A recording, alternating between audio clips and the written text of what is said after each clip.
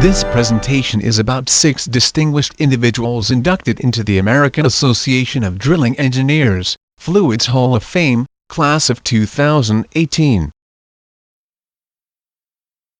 The Hall of Fame was created in 2005 by the Houston chapter of the AADE, to recognize and preserve the legacies of key individuals who have contributed to the advancement of oilfield fluids technology. In doing so, it seeks to elevate the images of the different fluid segments in the oil and gas industry, by highlighting contributions of its distinguished men and women. In 2014, the Fluids Hall of Fame was officially opened to those representing drilling, completion, cementing, and fracturing fluids. The class of 2018 includes the following extraordinary individuals, in alphabetical order. Robert C. Ayers, Jr. Inducted for his leadership and individual efforts demonstrating that water-based drilling fluids and cuttings are no threat to marine environments, and that offshore discharge should not be prohibited. Robert M. Baruti. Honored for his notable contributions to cementing technology, including research on job design and execution, failure analysis, QA/QC, testing standards, and advanced seminars. Ronald G. Bland. Inducted for his development of high-performance drilling fluids for use in extreme environments, and collaborative laboratory studies on the impact of drilling fluids on PDC bit performance. Frederick B. Grocock. Honored for his significant contributions to the characterization and development of drilling and fracturing fluids, including novel formulations, test methods, and cuttings processing technology. Donald D. Schmidt. Inducted for his active promotion of drilling fluids as a science, use of lab technologies to monitor and understand drilling fluid behavior, and distinguished API leadership. And Dwight K. Smith.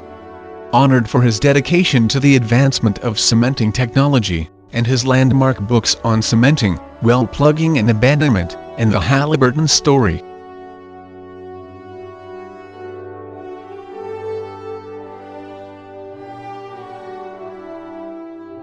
Hall of Fame inductees into the 6 previous biennial classes include the class of 2006,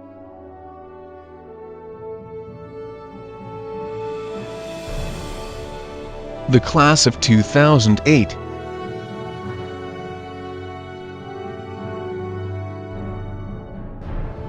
the class of 2010,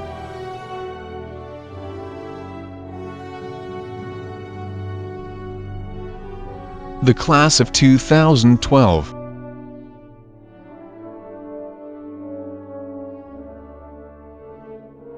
the class of 2014,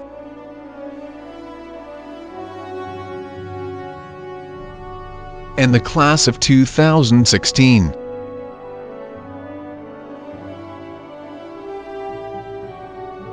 This is the group picture of the incoming Hall of Fame class of 2018.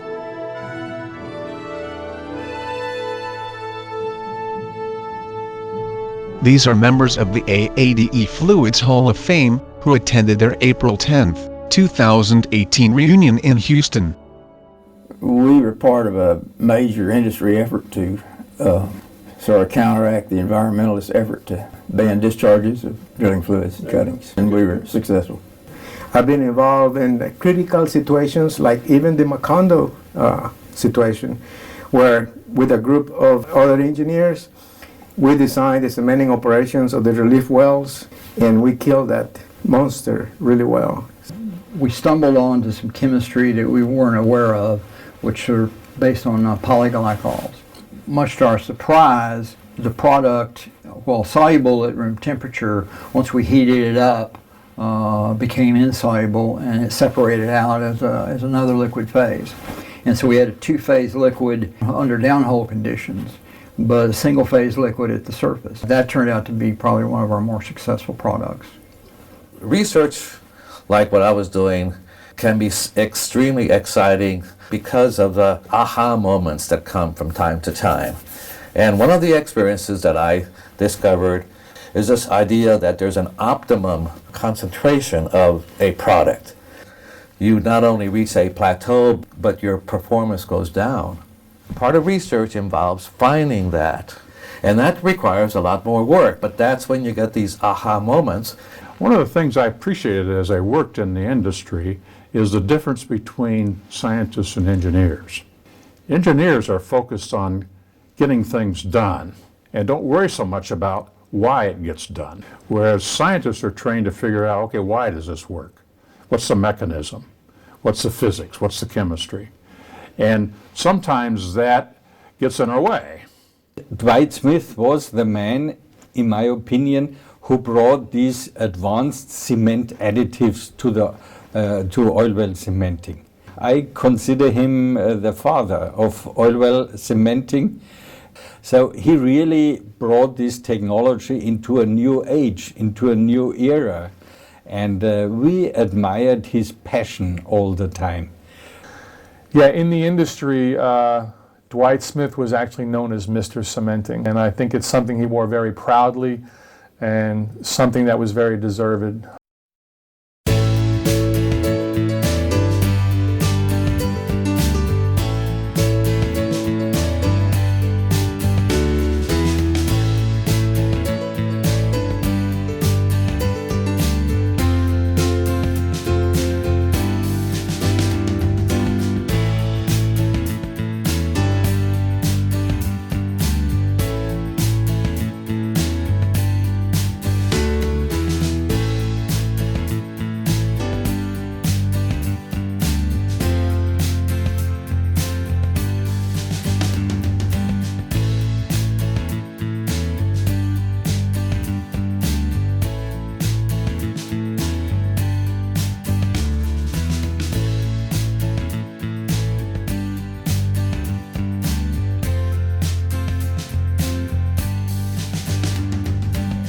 Born in 1944 in a little town called Mission, Texas. Graduated from what was then Pan American College with a degree in chemistry and a minor in biology. Went on to Austin, University of Texas, to study chemistry, and then left UT in 68, 69, and then went to work for Oil Base Incorporated. At the time I went to work for them, they had primarily one product, which was Black Magic. Well, I was born in Monterrey, Nuevo Leon, Mexico, okay, back in 1948. I left Monterrey when I was 11 years old, came to Austin, Texas. And ultimately, when I reached college age, I decided to go to the University of Texas at Austin. Left there with a Bachelor of Arts in Science in Chemistry and Philosophy. So I went to New Mexico State University, where I then got a master's in chemistry and got that PhD in physical chemistry. I had stints in 3 national labs before coming to the oil business. Tulsa, Oklahoma is where I went to work for Dowell Schlumberger. I was born in San Jose, Costa Rica. So I went to University of Costa Rica and got my BS chemistry degree. And I was offered a scholarship to go to the University of Houston to get my master's degree in chemical engineering. At that time, the chemical industry was not doing really well, and all field service companies needed somebody in the lab. So I started working for the Western Company of North America, running cement testing. Before I left Western, I went back to the University of Houston and I got my PhD in chemical engineering. I stayed with the Western Company of North America for 18 years. When I left there, I was the manager of cementing technology. Dwight Smith was born in 1922. He went to school at Oklahoma Baptist University in 1943, graduated with a bachelor's in chemistry. Soon after, went and enlisted in the Army Air Corps. He flew as a navigator B-17 bombers. He had gotten out in, I believe, 46, and then went to work for Halliburton in September of 46. He was hired by Earl P. Halliburton himself. I was born in Highland, Illinois in 1942. I grew up in Stark County, Illinois, in the town of Toulon. And from there I went to Wabash College in Indiana. I majored in chemistry and minored in physics. I got a PhD at Oregon State University in Corvallis, Oregon. After I got my PhD, landed a job with the Dow Chemical Company in Midland, Michigan. I was born in Tyler, Texas. We moved, family moved to Fort Worth when I was very young. Went to school in Austin at UT. I was a chemical engineer, undergraduate, and then I have a PhD in physical chemistry. The first job in the oil business was a summer job after I got my chemical engineering degree. I came down to Houston and worked for Humble Production Research there on Buffalo Speedway. That was where I wanted to go to work. After about 10 years in Midland, to transfer with Dowell at Tulsa, Oklahoma, to study drilling fluids. At that time, Amoco wanted somebody to work in the research center in the area of cementing. I stayed with them about another 18 years. In, I believe it was 1949, he attended the first frac job that was ever performed in the U.S., was an advisor on hundreds of jobs after that around fracturing technology. Then Schlumberger bought Dowell, and Jack Estes hired me at Amoco to work in the drilling fluids research group there in Amoco. I was happy to get back to being a scientist in the Amoco lab, and then worked there on a couple, 3 projects. The most interesting one, the one I had the most fun with, was within inverse emulsion oil-based muds. So I actually spent most of my 6 years at Dowell in Tulsa working on corrosion inhibitors. Don Schmidt, who had moved over to Amoco Production Company in Tulsa at the time, he talked me into coming over to Amoco where he was, and that's when I first got into the area of drilling fluids. I began work with OBI. I was hired on in 1970, and I never left, technically, because OBI was sold, in effect, to Hughes Tool Company in 1980, and then in 1987, Baker Oil Tools and Hughes Tool merged. Ended up supervising not only drilling fluids research, but heavy brine completion fluids. We had a corrosion group for a while, and we had a really good group of people. And that was my first experience in research with what I call high-performance work teams, where you have a group of 4 to 5 or 6 people working in a common technology area, each with their own individual projects. These people talk to each other, they debate with each other, they get emotional on their stances on what's going on in the solution. Fred Grocock, who's also inducted this year, was a part of the high performance work team in the corrosion area. I started out working in production operations, got into tertiary oil recovery. One of the Hall of Fame members was my boss, it's Claude Cook. The environmentalist latched on to drilling mud. You know, Exxon USA wanted a non-polluting drilling mud. What they really wanted was they wanted to keep on doing what they're doing, you know, with what the materials they were using right now. Back in those days, you may recall, most of the major operators had their own research groups. You know, we don't have that now, unfortunately, but back then we had the luxury of actually working on development of products and developing the science behind those products and trying to get mud systems to work better. The 1999 merger of BP and Amoco, what I decided to do was to voluntarily take retirement. I left BP and started consulting. When British Petroleum purchased Amoco, I came to work at MI Swaco. I was with MI for about a dozen years, doing various things from serving as the leader of the product applications team to being involved in tech service. and even to forming a separate company, okay, within MI. And then I joined the tech service group when I really, I think, found my feet and my path, because I started focusing on lost circulation issues. That's what I've been doing now for the last few years, is concentrating on wellbore stability, shale stability, and lost circulation issues. My job responsibilities at OBI, and then after 1980, Hughes Drilling Fluids, again, was a R&D, product development chemist. Well, then I was asked to supervise some other groups, offshore group for a while, and solids control group, and then eventually I got transferred to Houston with the Worldwide Engineering and Construction Group out in Clear Lake area. And I worked there a few years, and then I transferred to the drilling group over on the west side of Houston. And that's where I retired from after BP took over. I decided that it was probably time to go back to an operator in 2011, so I moved over to Occidental.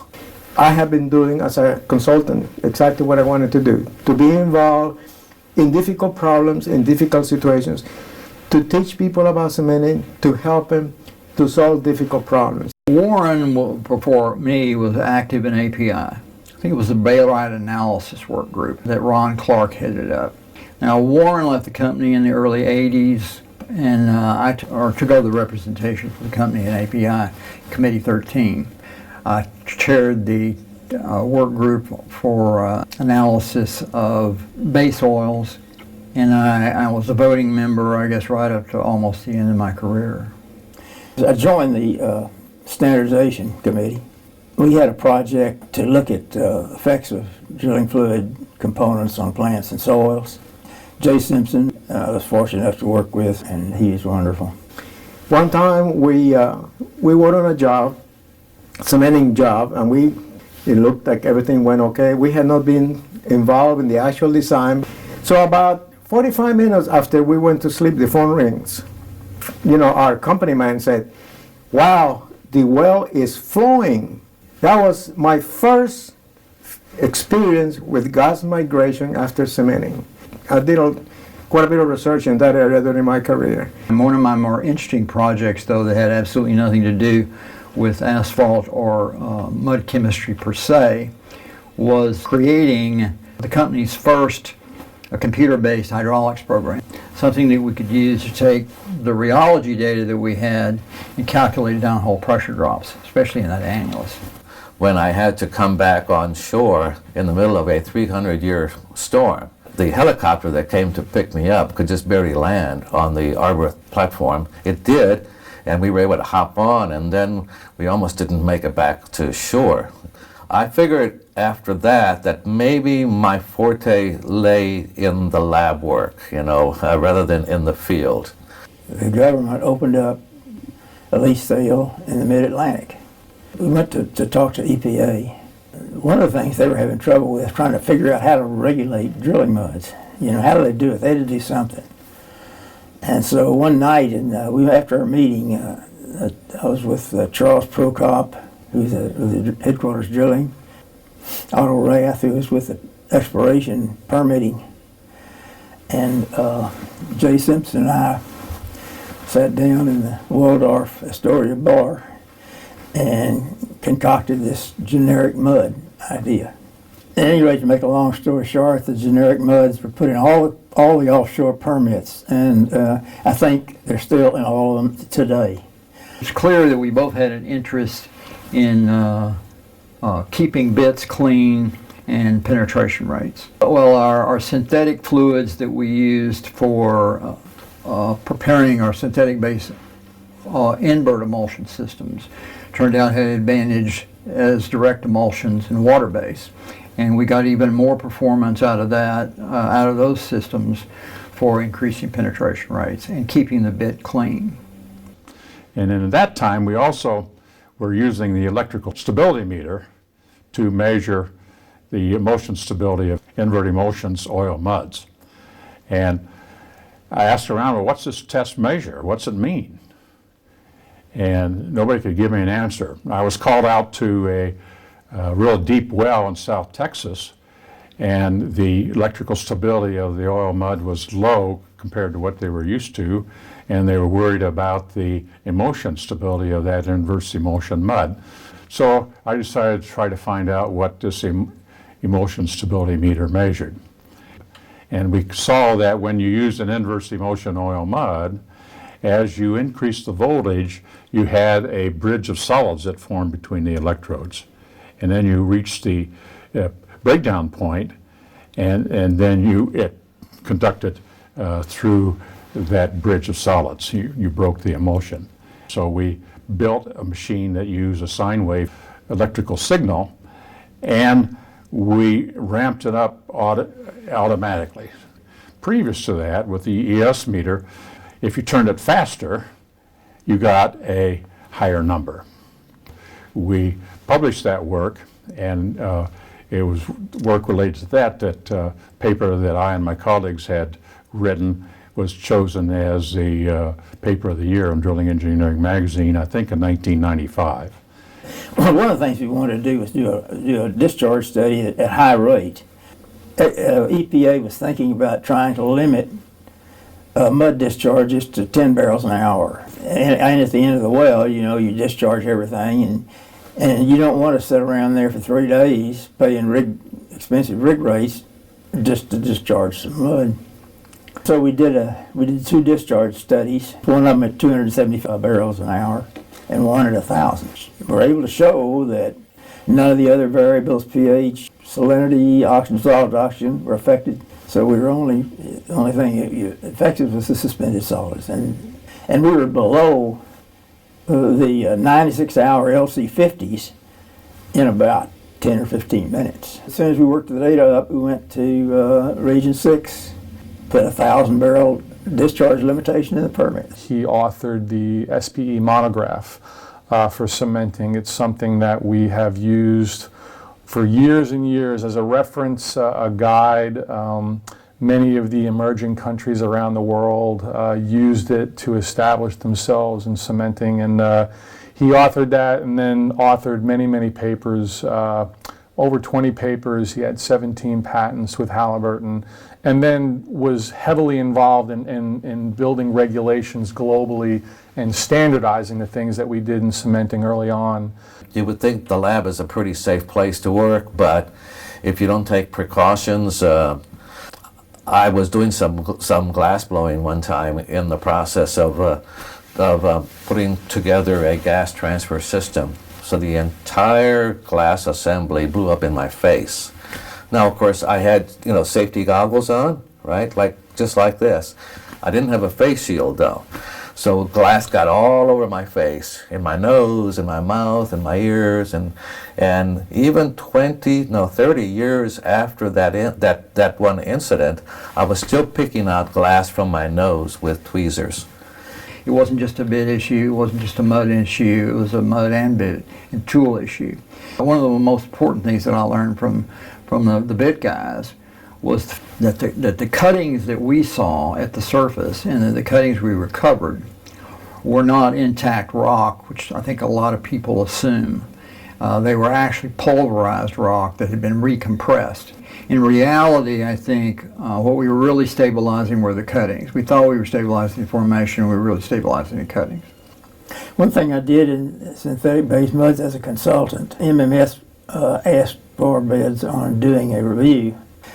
And we reviewed it and published an MMS report, and it was well received, and let the agencies understand more about what synthetic muds were.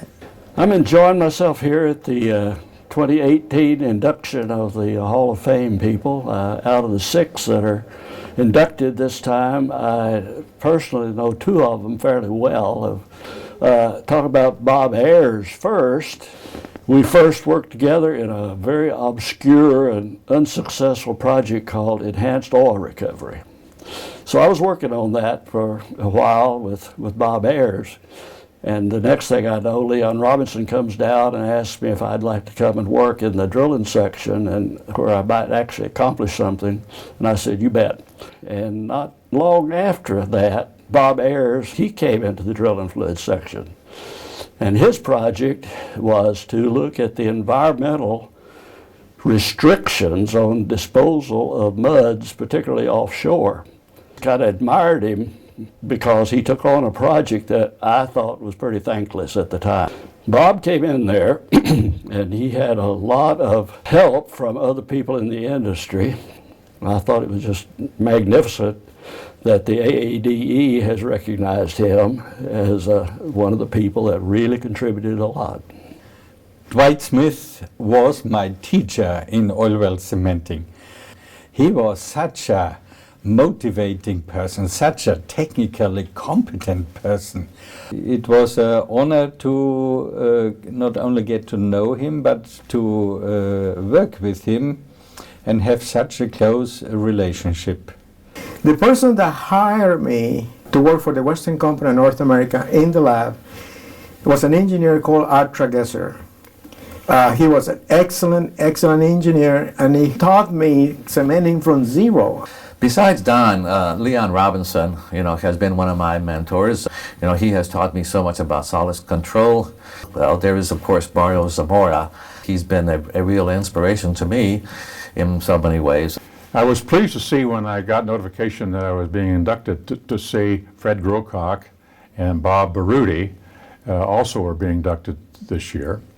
Fred and I worked together, both at Dowell, turns out, and at Amoco.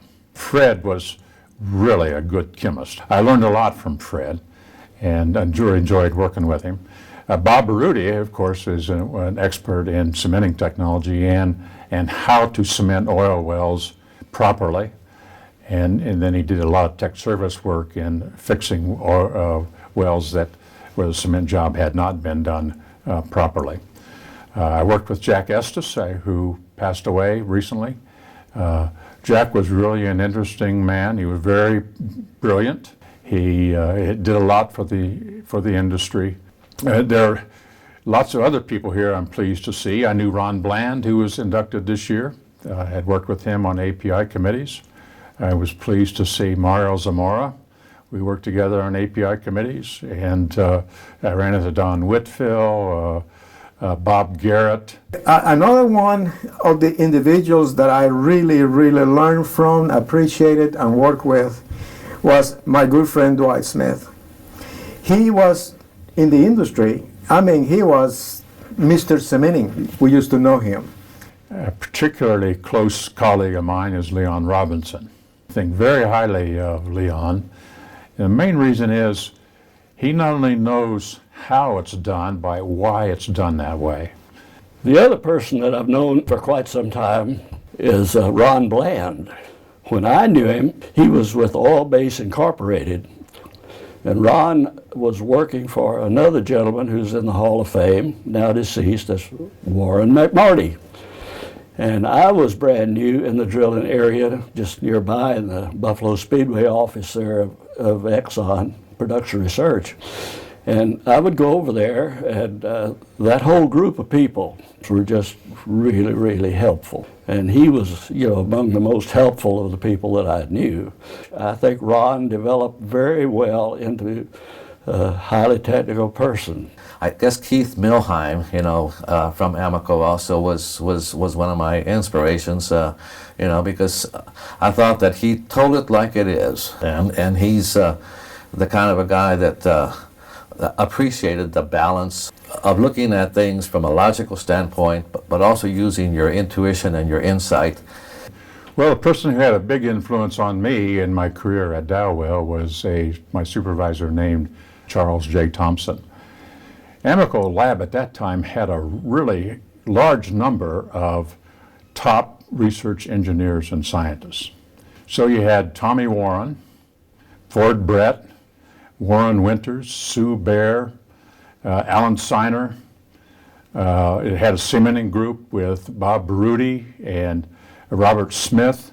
You had solids control group with Grant Young and Al Coote. A lot of really top-notch people. George King wasn't in drilling, but he was in the completions area, who's has a great reputation in the oil field. And so a lot of really top-notch people. What really interested me the most was that Einstein. Many people probably don't really know this, but Einstein was probably one of the first mud guys out there. You know, because back in 1905, when he did his dissertation, it was on colloids. And that's what prompted me to say, okay, well, if Einstein could get involved in mud, well, maybe I could too. I've been married to my wife, Bonnie, for 53 years, and I've always tried to let my wife know that I appreciate her for what she's done. She's a great wife, mother, grandmother. I have 2 daughters. We have 4 grandchildren and 2 great-granddaughters. I have my 2 sons, and this was my first wife. We were married 25 years, and then I acquired a daughter in the second marriage, and we've been married 32 years. She was actually with EPA. When I was going to Alaska, I gave a talk on effects of drilling discharges, and she was in the audience. While at University of Houston, I met my wife, Pat. We've been married over 50 years. I have 3 children. And when they hear about the induction, which by the way was a tremendous honor for me, I never expected this. Like any other family in the oil field, there is adjustment that happens. He married his wife of 63 years soon after that, in December of 46. And then from there started his career. And when you talk to his family and his friends, the one thing that really resonated with me and I think was just, I heard over and over and over again, he loved the people he worked with, he loved his community, he was very active in his community, he absolutely loved what he did, and I think that was one of the significant things they wanted to leave with me.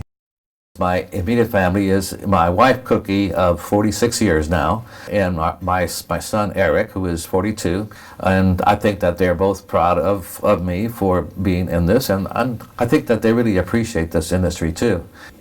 Well, the family, I was divorced by the time I think I went to work for OBI, but I have a daughter, and I have 2 granddaughters and a grandson. As far as the award, so yeah, they want to come see Grandpa get an award, I guess. They were quite impressed. I was very surprised when I got to call I was going to be inducted in the Hall of Fame, and my wife thinks it's wonderful. So they're really pleased that I got this award, and it does. They know, and they can tell that this means a lot to me. Well, it's a great honor for me to be selected for the Hall of Fame. When Dennis contacted me to tell me that I was going to be inducted in the class of 2018, I felt a combination of both pride for being recognized for the work that I've done in the industry, but also humble when I consider the makeup of the Fluids Hall of Fame and the icons that are already in there, as well as the caliber of the people going in this class. So it means a lot, yeah. As everybody knows, if there is one thing that is constant with the oil industry, is that it will oscillate, it will cycle. But it is a great place to work. I think that the industry is likely heading in the right direction with all of the automation that is going on. This is an opportunity not only to be more efficient with all of the automation, but also to understand what's actually going on. One of the things I think that it's important is to realize that how this industry can change. Right now, things are kind of lean, I think, and because we got more oil than we can sell, really. Producing out of shale using hydraulic fracturing and horizontal drilling, that wasn't even a twinkle in anybody's eye when I was starting out. I think the opportunities are incredible. And a lot of people, as they become expert in the field, don't try things new because they think they know what's going to work and what doesn't going to work in advance. Let these creative guys pursue their ideas. There needs to be a lot more mentoring of our young engineers. I believe that operators need to make that commitment to enhance the education of their young people, but to do it properly. He talked about the oil field almost like a romance. I thought that was really intriguing. That he was very in tune with the technology that was being developed in his time. And he often said that we have such a romance with what we can't see down below us, and he was so excited to be involved in an industry where the action was.